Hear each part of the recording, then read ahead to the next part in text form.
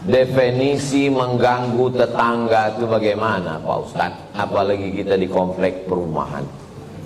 Saya terganggu tuh dengan tetangga saya ini Pak Ustadz. Kenapa kau terganggu? Bininya cantik kali. Cantik ciptaan Allah. Kalau bini itu cuma ditengok aja bisa dihamil. Jelas? Tak jelas juga payah lah menjelaskan. Anak saya itu amal saya. Jadi yang tak punya anak atau meninggal jomblo, tak usah takut, kami mendoakan. Ini ustadznya emosi, tidak emosi. Memang begitu dia kalau menjelang sarapan itu memang begitu.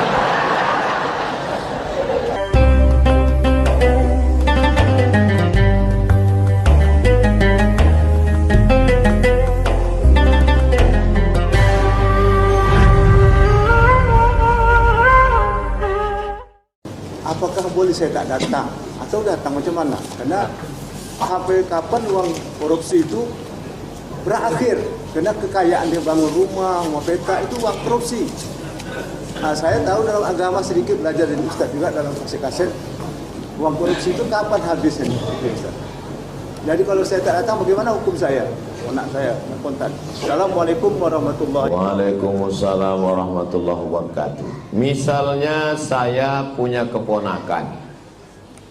Keponakan saya ini kerja PNS. Dan saya tahu dia membuat markup proyek korupsi. Tapi di balik korupsi itu dia punya gaji tetap sebagai ASN tiap bulan golongan 3B, gaji pokoknya 3 juta. Tak mungkin menurut hitungan duit dia punya rumah besar, punya mobil. Tapi 3 juta itu tetap halal. Maka macam mana solusinya? Idza jitama'al halal wal haram fahullibal haram. Kalau bercampur antara yang halal dengan yang haram, yang menang itu yang halal apa yang haram? Yang haram yang menang. Ini ada air 1 tong, dijilat oleh anjing. Lidah anjing itu mungkin setetes air, ini 1 tong, dibuang nih semua 1 tong ini. Fa'ahriku, kata Nabi, tumpahkan, dibasuh dengan 6 kali air suci biasa tambah 1 air tanah. Jadi kalau berjumpa yang halal dengan yang haram, yang menang bukan yang halal, kecuali air yang lebih dari 2 kula. Tapi yang menang adalah yang haram. Nah, macam mana saya mau datang ke rumah dia, mau minum teh, makan lontong sayur, ketupek gulai paku?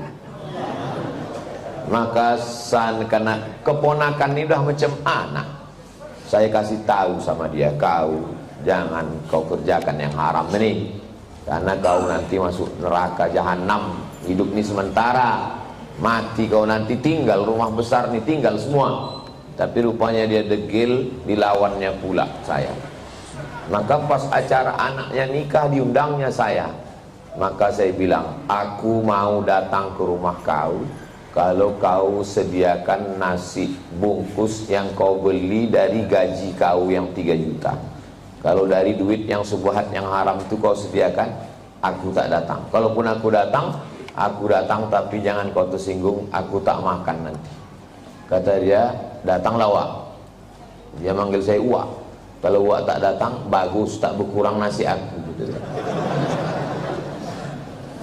Menjaga diri dari makan yang haram hukumnya wajib. Atib mata'amak, jaga makananmu, takun mustajabat dakwah, doamu akan dikabulkan Allah. Kulu, makanlah min thayyibat, yang halal, yang baik, jangan makan dari yang haram. Kalau udah tahu orang riba, rentenir, lintah darat, jangan bertamu lagi ke rumahnya. Kalau diundangnya Pak Ustaz, datang, tapi jangan makan. Mana bisa? Bisa. Saya setiap diundang di bank konvensional, berapa bank konvensional di Pekanbaru nih undang saya, datang saya tausiah. Dikasihnya air putih, tak saya minum. Dikasihnya saya kue kotak, tak saya makan. Disuruhnya bawa balik, bawa ya Pak, saya bawa. Pas di lampu merah, saya kasih sama orang lampu merah. Dikasihnya duit, saya ambil. Kasih orang duit, saya ambil. Di rumah saya buatkan 1 kotak khusus, kotak duit haram. Bertumpuk duit-duit dari orang bank konvensional. Habis itu kata Syekh Yusuf Qardawi, bunga bank dalam fatwa mu'asirah tak boleh dimakan, dibagikan untuk masalih ammah, kepentingan umum. Apalagi ini udah dekat, tak lama lagi datang duit haram, datangan duit haram ini biasanya datang 5 tahun sekali. Serangan fajar namanya. Kira-kira nanti kalau datang itu jamaah An-Najah mengambil atau tidak?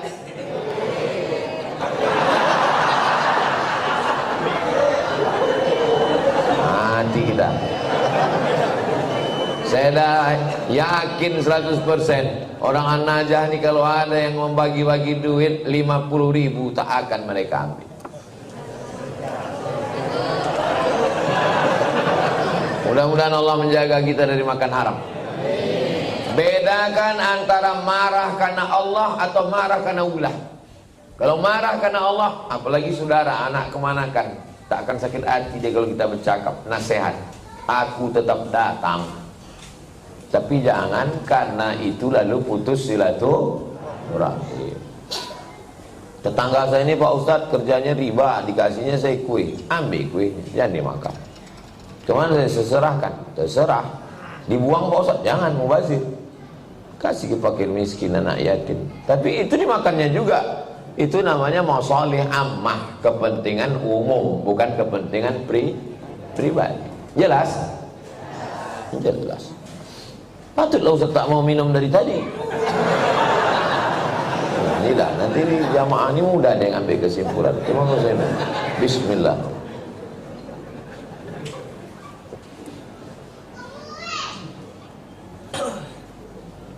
Saya dikasih tahu sama jamaah, Ustaz jangan sembarangan minum, nanti Ustaz kena racun. Tapi saya yakin di Masjid An-Najah ini tak ada yang meracun saya. Orang ini baik-baik. Awas kalau mati saya pulang dari sini. Ada ibu-ibu, nenek membawa cucu ke masjid, sedangkan cucunya itu meribut, dibiarkannya lari-lari, mengganggu konsentrasi kita sholat atau dengar ceramah. Saya balik ke Pekanbaru ini 2008, sekarang sudah 2025, belum pernah sekalipun marah karena anak menjerit lari-lari, belum pernah sekalipun. Kenapa Ustaz tak pernah marah? Karena budak itulah nanti yang akan meramaikan masjid. Kalau kita marah ke budak-budak kecil, siapa yang akan sembahyang ke An-Najah ini nanti? Ada masjid itu kadang tak ada suara anak-anak, sepi, atuk-atuk semua. Patutlah tak ada ribut, batuk aja isinya. Cuman kadang kan tak semua emosinya bisa stabil macam Ustaz Somad. Makanya win-win solution, jalan tengah, macam yang dibuat di Masjid Agung An-Nur. Dulu Masjid Agung namanya, sekarang berubah Masjid Raya. Yang level provinsi Masjid Raya, yang level kabupaten kota Masjid Agung. Dulu Masjid Agung An-Nur itu, saya kan rutin jadwal di situ. Waktu tarawih, pulang saya tarawih, anak-anak saya tengok dibuat satu sop khusus di belakang. Heran saya, kenapa anak-anak ini tak meribut? Rupanya ada satu petugas pakai baju hijau, membawa rotan sebesar ini. Dia tak sholat, dia khusus mengawas. Pas saya jumpa, pas saya tengok gini, senyum dia. Ustaz, saya bilang, mau kau bantai anak-anak? Enggak Pak Ustaz, kalau saya pukul marahlah ayahnya. Jadi untuk nakut-nakuti aja. Bagus. Jadi nanti diangkat ada satu security khusus untuk anak-anak. Jangan anak diletakkan di celah. Letakkan celah. Pertama, anak ini memutus sop, kecuali anak saya. Anak saya tak memutus sop. Kenapa? Karena ujung senapan angin sudah dipotong. Karena di dalam itu ada najis. Yang kedua, kenapa anak ini diletak di samping?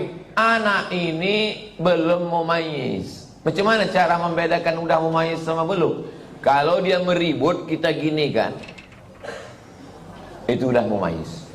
Tapi kalau dia meribut, kita gini kan, dibalasnya balik, kawa. Tuh, jangan dibawa. 4 tahun ke bawah tak bisa. Dibawalah budak umur 3 tahun, diletakkan di celah samping kita. Begitu kita takbiratul ihram, Allahu Akbar, dia pun berjalan, berlari. Di samping ini ada atu-atu yang kacamatanya di bawah. Asal budak ni lalu, atu ni takut. Kata dia. Itu waktu salam tuh cuman sekali aja salam. Salam tuh ke kanan cuman. Assalamualaikum warahmatullahi apa? Berkelahi di masjid. Kalau ada di perumahan ini 100 orang, yang ke masjid itu 50, sudah banyak kali itu. Yang 50 ini pun berkelahi pula lagi di masjid. Bertinju di masjid gara-gara budak berkelahi. Apa kata orang yang tak sembahyang? Untung kita tak ke masjid. Tolonglah kita jaga persatuan ini. Bisa dipahami? Jelas. Insya Allah kalau saya ceramah jelas. Kalau ada orang bilang Ustaz Somad itu tak jelas, telinga kau kokak.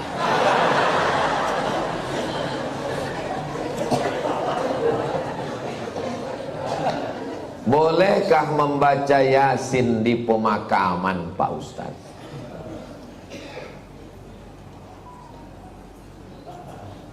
Kata Imam Nawawi, meninggal tahun 676. Nama kitabnya Riyadhus Shalihin min kalami Sayyidil Mursalin.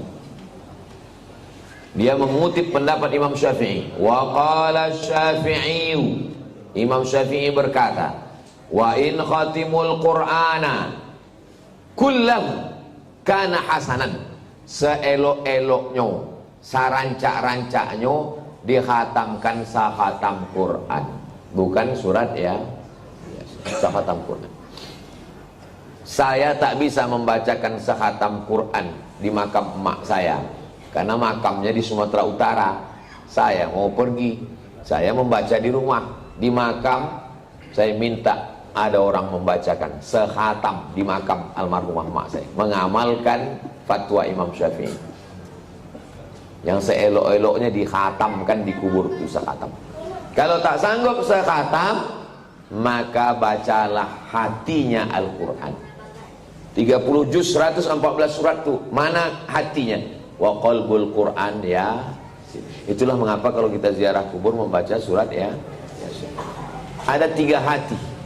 Yang pertama qalbul Quran, yang kedua qalbul lail, yang ketiga qalbud da'i. Qalbul Quran, hatinya Quran, Yasin. Qalbul lail, hatinya malam, sepertiga malam, jam 2. Qalbud da'i, hati orang yang berdoa ketika tahajud. Berjumpa 3 hati. Hati Quran, hati malam, hati manusia. Maka kata Imam Az-Zabidi dalam kitab Syarah Ihya Ulumuddin, mungkin terkabul doa kalau ketemu 3 hati. Maka bacalah surat Yasin pada saat tahajud malam. Habis itu berdoa kepada Allah. Apa kata Imam Ibnu Katsir tentang surat Yasin? Ma quri'a fi amrin asirin illa yassarahullah. Kalau dibacakan kepada perkara yang sulit, yang susah, dimudahkan Allah. Maka kalau saya ziarah kubur, saya baca Yasin, Al-Fatihah, Qul huwallah 3 kali, Al-Falaq sekali, An-Nas sekali, pangkal Al-Baqarah sampai wa ulaika humul muflihun, ayat kursi, ujung Al-Baqarah lillahi mafis 3 ayat, habis itu tahlil afdalul dzikri fa'lam annahu la ilaha illallah, habis itu hadiahkan pahalanya. Ya Allah, sampaikanlah pahala bacaan nangku baco iko kepada almarhumah amak, almarhum ayah, atuk nenek, muslimin muslimat yang ada di makam ini. Allah maghfir lahum warhamhum sampai habis. Itulah yang saya ajarkan ke anak saya, ke keponakan saya. Saya kalau balik ke kampung ziarah, saya bawa anak keponakan, saya baca, saya kasih tahu. Aku membawa kau ke omak ayahku. Nanti kalau aku mati, buat pula macam yang ku buat ini. Bawa anak bini kau ke kubur aku. Paham? Yo, katanya. Begitulah yang kita baca dalam ulama-ulama Imam Nawawi. Kalau ada orang di Pekanbaru ini yang tak percaya bahwa bacaan itu sampai pada orang mati, saya tak bisa membuktikan. Karena ini perkara ghaibiat. Saya hanya bisa menyampaikan dalil-dalilnya. Saya tak percaya, kata dia. Ya macam mana membuktikannya? Maka kalau ada orang yang menantang saya, belum ada lagi. Saya tak percaya. Tolong nama kau lengkap sama nama ayah kau. Nanti kalau kau mati, ku kirim. Kalau tak sampai, cepat kasih kabar. Mungkin masalah gaib. Kalau masalah gaib ini yang ditengok adalah dalil. Ana Rizki, khirijin min Ma'had Nuril Hidayah Bengkalis. Sa'usallimukum ya Ustaz. Kaifa ra'yukum law nastamir ad-dirasah al-aliyah lakim lan najid ridha min walidina. Nama saya Rizki. Khirijin jamak, mufrad khirijun. Saya alumni dari Ma'had Nuril Hidayah Bengkalis. Sa'as'alukum, saya mau bertanya ke Ustaz. Kaifa ra'yukum law nastamir ad-dirasah? Nuwasil ad-dirasah. Laisa nastamir, nuwasil ad-dirasah. Bagaimana pendapat Ustaz kalau kita mau melanjutkan ke perguruan tinggi tapi orang tua tak setuju? Mau melanjutkan perguruan tinggi fil kharijid daulah, mau keluar negeri, tapi emak dia tak setuju. Saya ini adik-beradik dua. Saya anak pertama, adik saya berdua cuman. Laki-laki dua-duanya. Tak banyak anak emak saya. Jadi waktu saya lulus mau ke Mesir, berat dia mau lepas saya. Aku anakku dua, tak ada anak betino. Semana nanti aku dah tua. Datang uak saya, abang mak saya, menasihati dia. Harimau mati meninggalkan belang, gajah mati meninggalkan gading, manusia mati meninggalkan hutang. Harimau mati meninggalkan belang, gajah mati meninggalkan gading, manusia mati meninggalkan nama. Kalau kau tahan somat ini dicelah ketiak, beginilah cuman dia. Tapi kalau kau lepaskan diri belajar, jadi orang dia, mengajar dia, mengalir pahalanya sampai hari kiamat. Betul cakap puasa itu.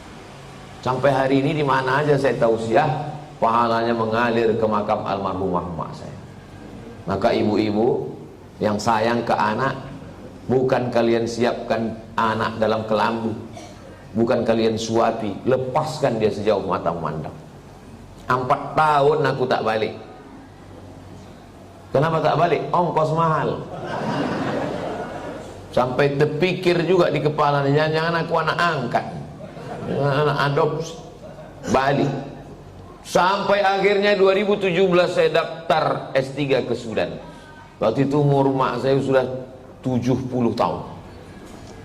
Saya suruh Muhammadiyah. Saya bilang, mak, saya mau mencoba dia, kuat tak dia. Mak sekarang udah 70, di rumah ini sendiri. Aku mau S3 ke Sudan. Nanti kalau S3 ini 2 tahun aku di Sudan tak balik-balik. Apa kata dia?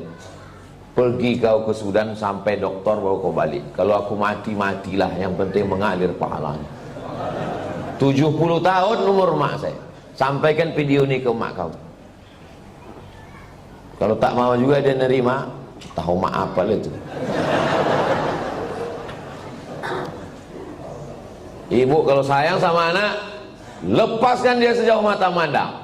Nanti dia akan balik pulang. Setelah saya punya anak, baru saya tanya, mak, berat rupanya berpisah sama anak. Oh iya. Macam mana mak dulu bisa berpisah sama aku 4 tahun? Asal udah dekat bulan puasa, air raya, ku carilah budak-budak yang hitam macam kau. Ku bolikan baju, ku undang ke rumah, ku kasih makan. Hilang rinduku ke kau. Begitu rupanya cara dia. Kadang-kadang sedang mencuci di dapur, ku dengar suara kau main bau. Oh mak, bukan tanggung melepaskan anak itu. Sedang mencuci, didengarnya suara saya itu memanggil. Jadi ibu, lepaskanlah anak sejauh mata-mata. Biarkan dia belajar jauh. Nanti dia akan balik berbakti kepada ibu, insya Allah. Disenangkannya hati ibu. Dan kalian yang kuliah juga cita-cita tak usah banyak-banyak. Cita-cita satu aja, untuk menyenangkan orang tua. Saya dulu tak tahu mau jadi apa. Tak terpikir saya akan tabligh akbar, tak ada. Yang saya fokus adalah aku mesti kuliah S1, S2, S3 nanti kalau sudah dapat ku ijazah 3, ku bawa ijazah ini ke Malaysia, aku mau jadi dosen, sesudah aku dapat duit akan ku senangkan oma ayah. Itu cuma, tak banyak, tak lain. Maka tak pernah saya berdoa lebih, karena semua yang dikasih Allah lebih dari yang saya minta. Saya minta cuma S1, S2, S3, dikasihnya saya profesor. Saya cuma mau minta jadi dosen di Malaysia, sekarang di mana aja saya bisa mengajar. Diminta di Universitas Sabah, diminta di Universitas Malaysia. Saya bilang, rektor, saya tak sanggup untuk mengajar per semester, saya mesti keliling. Saya datang 6 bulan sekali ya, 6 bulan sekali pun jadilah Pak Ustaz. Jadi setiap 6 bulan sekali saya datang kuliah. Bahagiakan orang tuamu, lepaskan anakmu wahai bapak ibu. Sejauh mata memandang di hari petang dia akan pulang, dia tahu di mana letak sarang. Mati kalian mengalir amal jariahnya insyaallah. Walaupun nampaknya jawaban ini untuk mak ayah dia, tapi video ini ditonton oleh ayah-ayah, emak-emak yang akan melepas anak. Karena pulang kami dari sini nanti, kami akan melepas 50 anak Riau yang akan berangkat ke Al-Azhar Kairo, Mesir. Seminggu yang lalu saya di Makassar, melepas 50 anak Makassar yang akan berangkat ke Mesir. Orang tuanya saya nasihati, anak-anaknya juga saya nasihati, supaya orang tua melepas anak. Karena kalau kita tahan anak kita ini, siapa yang akan melanjutkan dakwah ini? Saya tak mau anak saya sekolah agama, nanti kurus macam Ustaz Somad. Saya ini kurus bukan tak makan. Kalau ada pejabat-pejabat itu dapat ikan yang paling mahal, namanya ikan Napoleon, 1 juta harga ikan. Ada bupati, ada kapolres, ada dandim, ada kepala dinas. Yang pertama kali menyuap ikan 1 juta itu siapa? Abdul Somad. Apa kata orang itu? Silakan Pak Ustaz. Dikasihlah ketam kepiting sebesar piring besar, disingkel. Bupati tak berani makan, tentara gagah dandim tak berani makan ketam. Polisi berseragam berpistol tak berani makan ketam. Tak kalian makan Pak, kolesterol Pak Ustaz. Saya makan ketam tuh habis, hidup saya sampai sekarang. Berani Ustaz makan, baca doanya Pak. Apa doanya? Bismillahilladzi la yadurru ma'asmihi syai'un fil ardi wala fis sama. Ku sebut nama Allah, tak ada yang bisa memudaratkan baik di bumi maupun di langit. Nanti kalau saya sakit Pak Ustaz, aku tak tanggung jawab.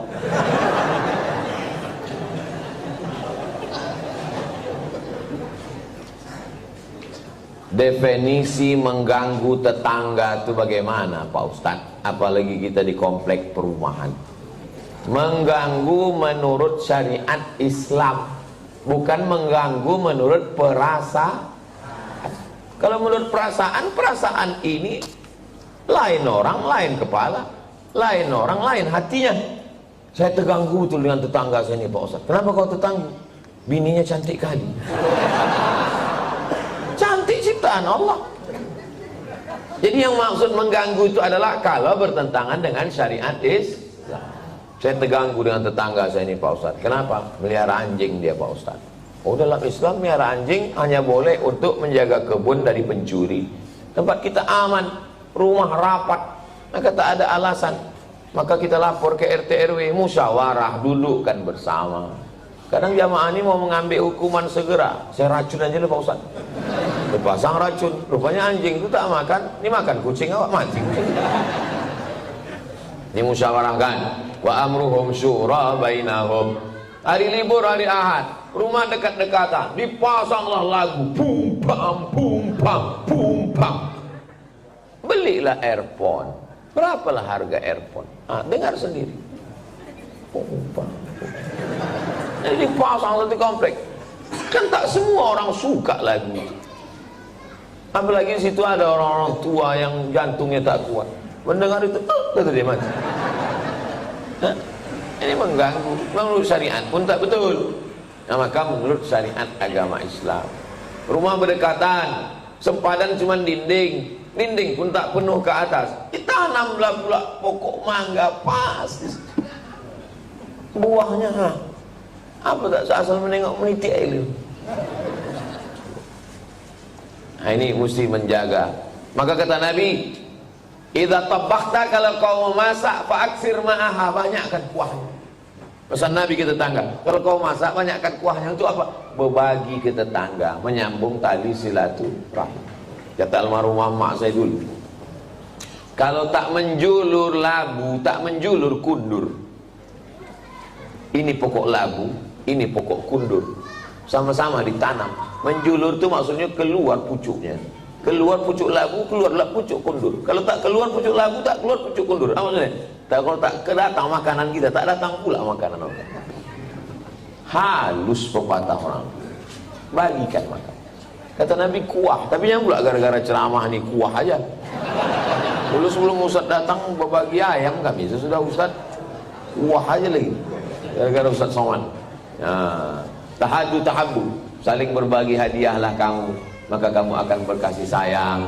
Malam Jumat jumpa wirid Yasin. Dulu begitu orang jumpa. Sekarang udah tak ada lagi jumpa. Jumpa pun di acara pesta nikah, walimah, udah tak bisa bertanya lagi. Dulu kau tanya, siapa menantu kau ni? Macam-macam mirip. Ini anak Pak Fulan. Oh, dah kek mana juga, mau balancik-lancian nih rumahnya Jawa. Sekarang tak bisa lagi ngobrol. Pas ditanya, itu anak siapa? Apa? Anak siapa? Oh, suara musik. Bum bam, bum bam, bum bam. Tak ada lagi silaturahim. Pas ditanya, itu menantu kau? Apa?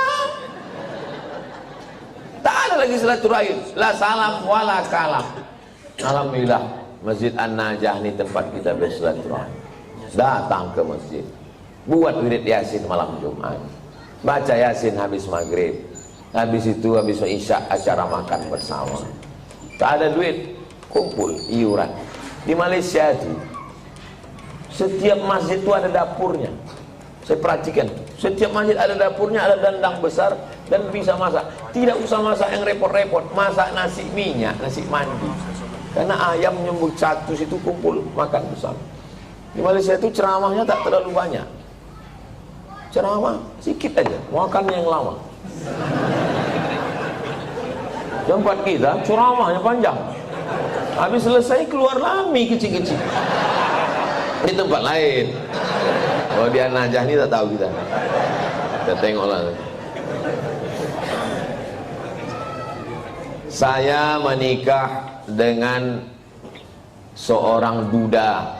Sudah 10 tahun pernikahan ini saya belum punya anak. Saya mempunyai anak sambung, anak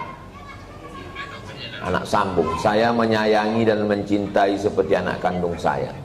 Anak sambung saya selalu meminta doa dan ridho dari saya. Apakah doa saya akan diijabah? Karena saya bukan ibu kandungnya. Dan jika saya meninggal nanti, saya tak ditakdirkan untuk punya anak. Apakah doa anak sambung saya nanti sampai ke saya, Pak Ustaz? Yang pertama, ibu sama anak kandung tuh sama anak sambung ini sampai mati tak bisa menikah. Karena menjadi mahram mu'abbad namanya. Mahram mu'abbad menjadi mahram kekal selama-lamanya. Karena sudah menjadi menikah sama ayahnya. Itu yang pertama. Yang kedua, wudhu tak batal dalam mazhab Syafi'i.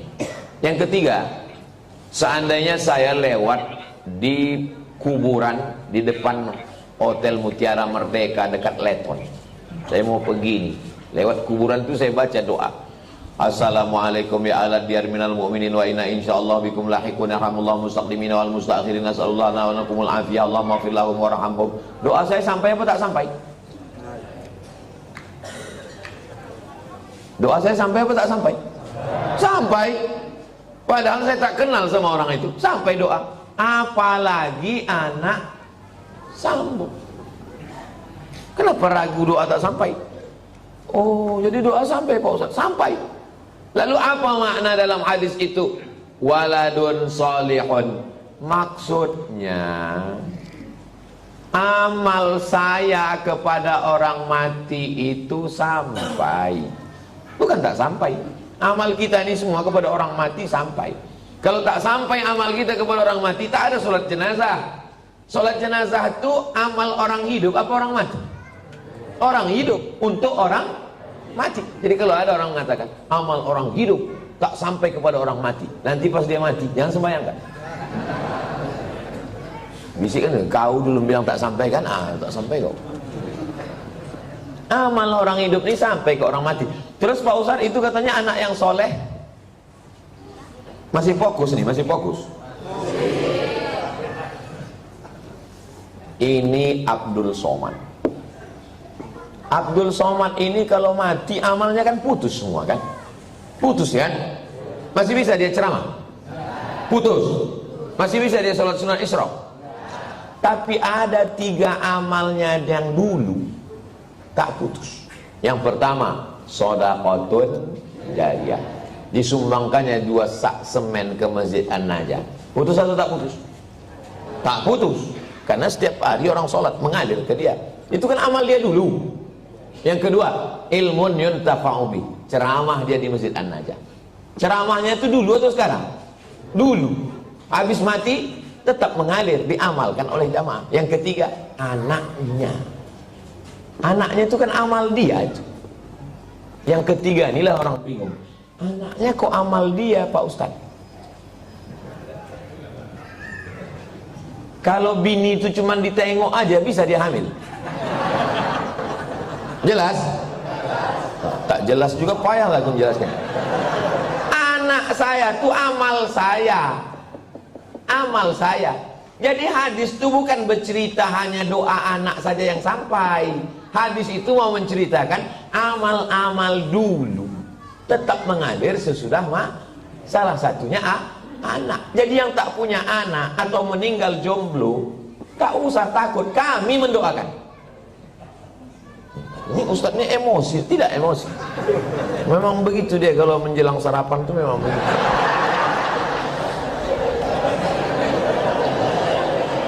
Seumur-umur saya membaca pertanyaan, inilah tulisan yang paling cantik. Cantik kan? Cantik kan? Bisa pula rapi menulis. Saya bolak-baliklah menulis rapi, tak bisa-bisa. Memang irilah saya menengok tulisan. Mudah-mudahan anak saya bisa cantik tulisannya begini. Assalamualaikum, berapa kali dah dia mencobanya ini. Assalamualaikum warahmatullahi wabarakatuh. Waalaikumsalam. Alhamdulillah wa syukurillah. Alhamdulillah wa syukru lillah. Saya kurang. Alhamdulillah wa syukru lillah. Alhamdulillah wa syukru lillah. Jadi jangan syukurilah. Bukan syukurilah. Syukurilah itu bahasa Indonesia. Syukurilah ya. Kalau bahasa Arabnya alhamdulillah wa syukru lillah. Semoga Ustaz Somad dalam keadaan sehat dan selalu dalam lindungan Allah. Amin. Sekarang tak boleh lagi doa menyebut amin. Dilarang oleh Bawaslu. Karena udah musim-musim kampanye. Saya ini menyampaikan menuju pemilu damai. Ini penting bagi Bapak Babinsa dan Babin Kamtipmas untuk menjaga ketertiban. Jadi nanti jangan heran kalau udah 100 hari menjelang pemilu, ghairil maghdubi alaihim waladdallin. Tak boleh, itu keberpihakan. Sunyi nanti masjid diam.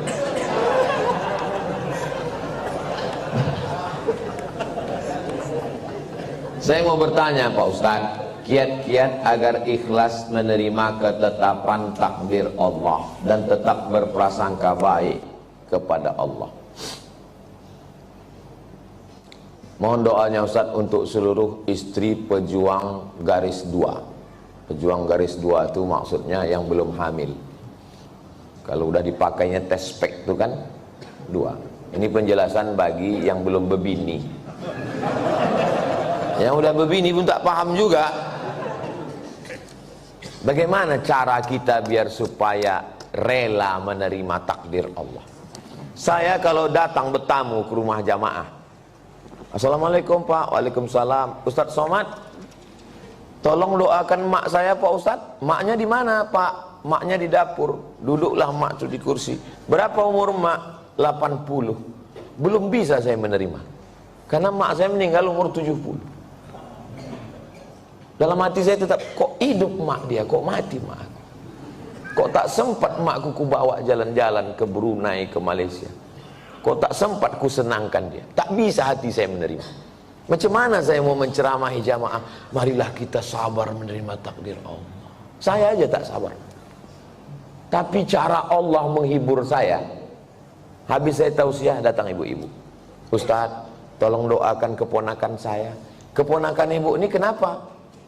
Ayahnya meninggal, emaknya meninggal, dia hidup sebatang kara. Anak SD kelas 2. Oh, aku sempat aku serumah 11 tahun sama emakku.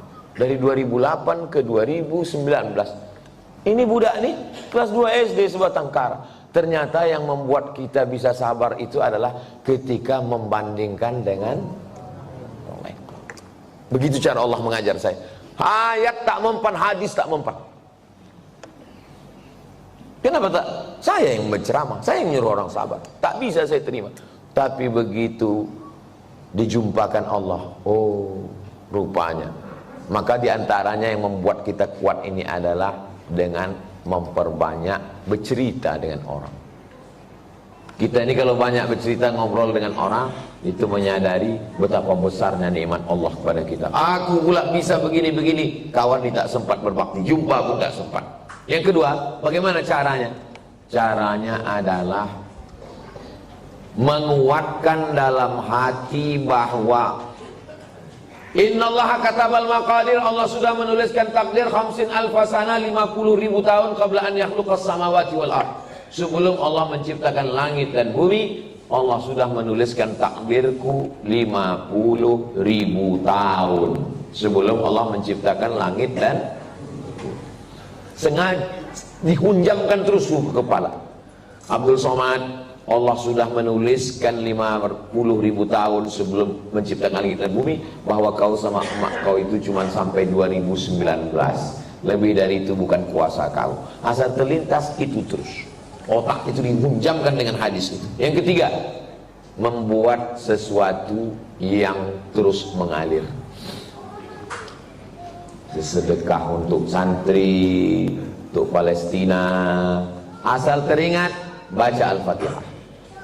Teringat macam-macam, baca Al-Fatihah. Malam Jumat, baca Al-Kahfi, baca Yasin. Hadiahkan pahalanya. Undang anak yatim, fakir, miskin.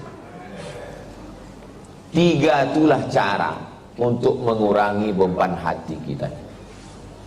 Allah berjanji kalau kita beribadah, falyabudu rabb hadzal bait, banyak-banyak beribadah. Allah cuma minta kita satu ibadah. Balasannya Allah kasih 2. At'amahum min ju' wa amanahum min khawf. Kalau kau lapar, Allah kasih kau makan. Kalau kau risau, amanahum, Allah beri kau aman, tenang. Syaratnya banyak ibadah. Perbanyak ibadah.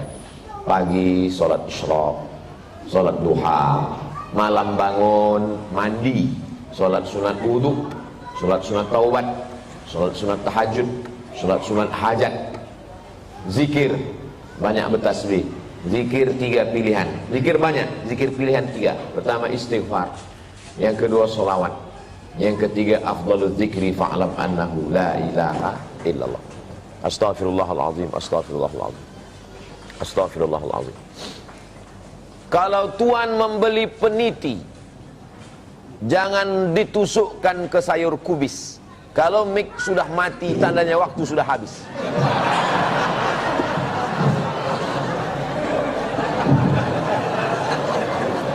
Kalau tuan membeli peniti, jangan dicucukkan ke sayur kubis. Kalau mik sudah mati-mati, tanda waktu sudah habis. Di akhir majelis mari kita sama berdoa kepada Allah supaya Allah menjadikan hati kita ini ridha menerima takdir Allah SWT. Tapi usaha tak pernah berhenti. Yang belum berjodoh terus berusaha, mudah-mudahan dapat jodohnya.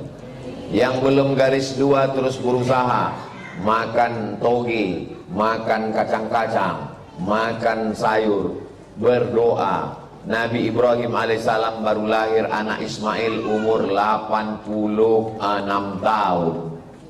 86 tahun baru dapat anak Ismail. Istrinya yang diponis mandul namanya Sarah, rupanya mengandung setelah Ismail umur 13 tahun.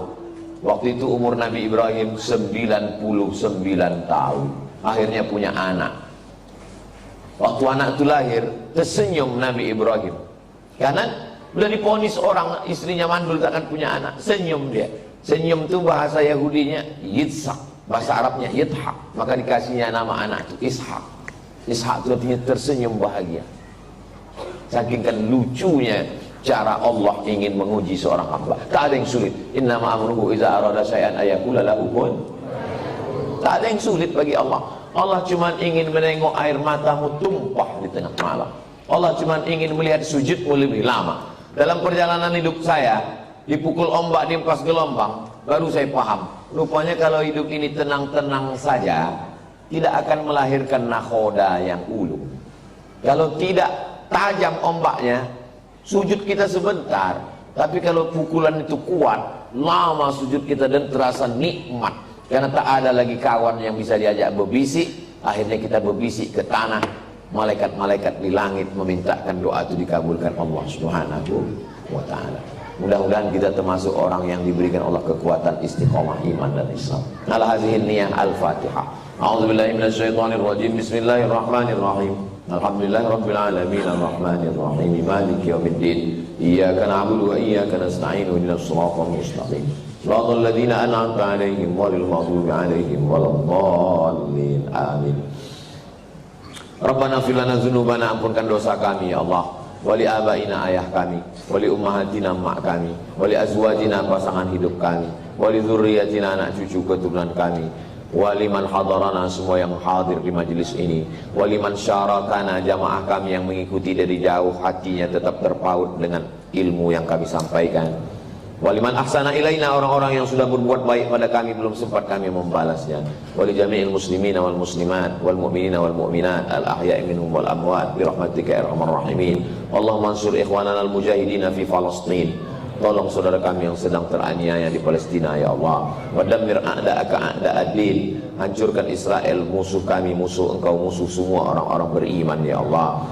Allahumma ja'al hadzal balada baladan amina. Jadikan bumi Lancang Kuning negeri yang aman dan damai. Baldatun thayyibatun wa rabbun ghafur. Allahumma dafa'anna al-ghala' wal waba' wal fahsya' wal riba wal zina wal munkar. Selamatkan kami, keluarga kami, masyarakat kami dari riba, dari zina, dari narkoba, dari LGBT, dari perbuatan keji dan munkar. Allahumma khtim lana bi husnil khatimah wa la takhtim alaina bi su'il khatimah. Rabbana hab lana minas shalihin, jadikan anak kami anak-anak yang soleh dan solehah. Rabbana hab lana min azwajina wa dhurriyyatina qurrata a'yun waj'alna lil muttaqina imama. Allahumma la tadharhum fardan wa anta khairul warithin. Janganlah engkau biarkan mereka hidup sendirian, berikanlah mereka pasangan dan keturunan yang baik-baik ya Allah. Wafiqna lima tuhibbuhu wa tardah. Tanamkan taufikmu dalam hati kami supaya kami beramal dengan amal yang kau ridhai ya Allah. Allahumma jma'na ma'al habibil mustafa. Sebagaimana engkau satukan kami di Masjid An-Najah subuh ini, satukan pula kami nanti di surga Jannatul Firdaus bersama Nabi Muhammad sallallahu alaihi wasallam. Rabbana atina fid dunya hasanah wa fil akhirati hasanah wa qina adzabannar. Sallallahu ala sayyidina Muhammad wa ala alihi wa sahbihi wasallam.